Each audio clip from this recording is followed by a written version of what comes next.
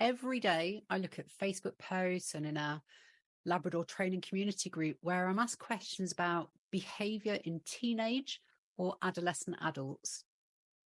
Very often I'll see other members of the community commenting with what I'm going to class as throwaway comments, such as, it's just adolescence, he'll grow out of it, or it's just a phase. These comments are in some way accurate, but it can also lead to longer term behavioural issues if we leave that behaviour unchecked or if it's not dealt with properly during the adolescence phase. If a dog is displaying undesirable behaviour, it could be a phase. They may grow out of it, but just because they also happen to be adolescent, we shouldn't use that as a blanket reason or an excuse to explain poor behaviour. Instead, we need to think about, is it excitement? Is it a learned behaviour? Is it their way of communicating with you? Or is it adolescence? Don't always jump straight to adolescence when you're looking for a reason to explain that challenging behaviour.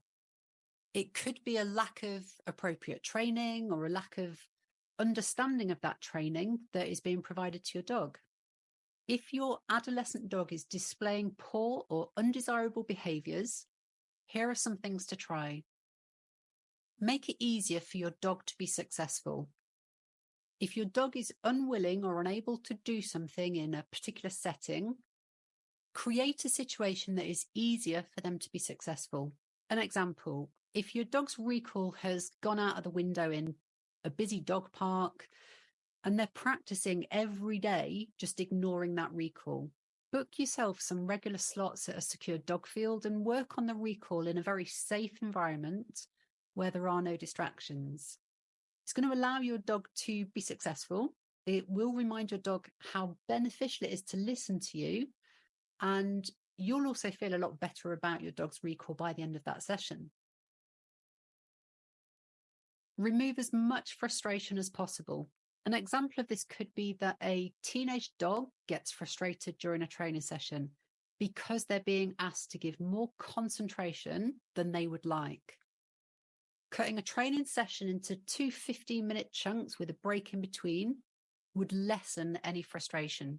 And when we think about frustrations, we as dog carers sometimes add more frustration into our dog's life than is actually needed. We are creating some unnecessary frustration. Over recent years, we've heard lots and we've found out about the benefits of food enrichment. This includes hiding food in boxes, rolling food in knotted bits of cloth, getting your dog to find food that you hide using food-based puzzle games. Whilst for the most part, these are great mental enrichment, if you make it too hard to get the reward, you will be creating unnecessary frustration. And that added frustration could be enough to impact their behaviour in other areas. So make sure everything you ask them to do as an enrichment activity is easily achievable. Dogs love routines. There is very little in a dog's life that they can control or have any say in at all. We as the carers decide when our dogs wake up. We decide when they start their day. We decide when, where, and what they eat. We decide where and for how long they get to exercise. We decide who their friends are. We decide where they have to sleep. We decide what toys they get. And the list goes on. Your dog probably doesn't get an opportunity to take themselves for a walk. They don't get to pop to see their friends when they get bored. We as their carers are absolutely everything. When you wake up in the morning, you know what your day ahead looks like. You know you're getting ready for work. You're traveling by train. You know what work you've got to do during the day. You know who you get to chat to at break time. You know what time your tea break is. You know what time you finish work. That routine makes your day very predictable. But whilst you're enjoying that knowledge of your routine, your dog is at home not knowing what is going to happen next.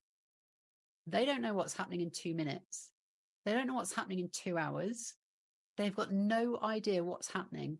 and they've got no control at all over their day.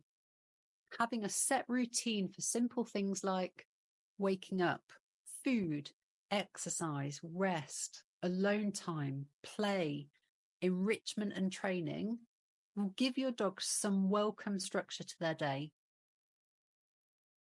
Take training back to basics. Adolescent dogs can get overwhelmed, they can get frustrated, and sometimes we ask a bit too much from them. If your dog is struggling to achieve at a level that they once did, or a certain behaviour or skill isn't what it used to be, go back to basics and teach that skill and revisit it from the very beginning, almost teaching it to your dog as if they've never done it before. Back to basics training will refresh your dog's memory. You're going to spend quality time together, and starting the skill from scratch and making it super easy for them will allow them to enjoy the feeling of success. I like to describe going back to basics as teaching your adolescent dog as if they were 10 weeks old again. Reminding them what to do, reminding them what they know, reminding them how rewarding it is to listen to you and do what you ask them to do.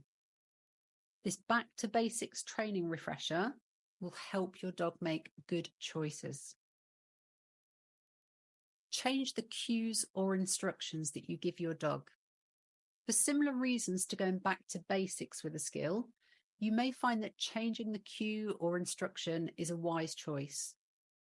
Although the actions your dog will be doing and the results may be the same, a change of cue can make things a bit more interesting for your dog. Almost as if they feel accomplishment that they've learnt a fresh new skill. If your old recall cue of come has got boring and become a little bit polluted by weeks of failure, start afresh with the training, but just use a different word instead, such as here. I also recommend changing cues if your dog has started to feel it's a negative word or they've got a negative association with it. That could be things like the words drop or leave. They can be quite negative, as your dog may associate them with losing their possessions, being shouted at, or being punished. In these examples, it's better to lose all prior associations and start afresh with a new word. Living with and caring for an adolescent dog can be frustrating. It can be tiring, it can be upsetting, and a whole load of other emotions. For some owners, it's a straightforward journey, but for others, it's an absolute roller coaster that seems like it's never ending. That can lead to a lot of frustration and actually some resentment as well.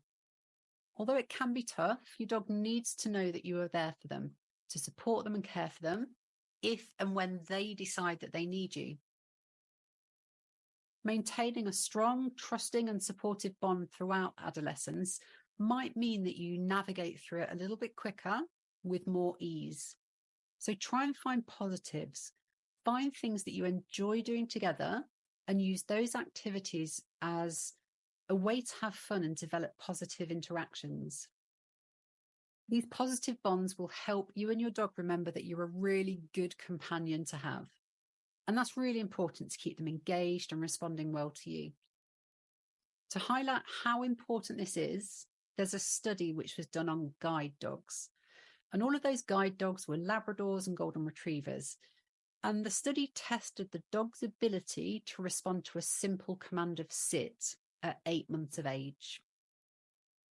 During the study, the command of sit was given by the dog's main carer, and it was also given by a total stranger. And surprisingly, the results showed that the 8-month-old Labrador or Golden Retriever was more responsive to a total stranger than its regular carer. Another study tested a dog's responsiveness to training at 3 age points, and those age points were 5 months, 8 months, and 12 months. And the results showed that a dog is less trainable at 8 months old than it is at 5 months old or 12 months old. So these two studies just go some way to demonstrating that the 8-month-old mark can be a tough time. These study results indicate a breakdown in a dog-carer relationship between 5 months of age and 12 months of age. So take some comfort in knowing that it's not just you and it's not just your dog. You don't have a broken or a naughty dog. You have an adolescent dog, and it happens to many dogs out there, including well-trained guide dogs.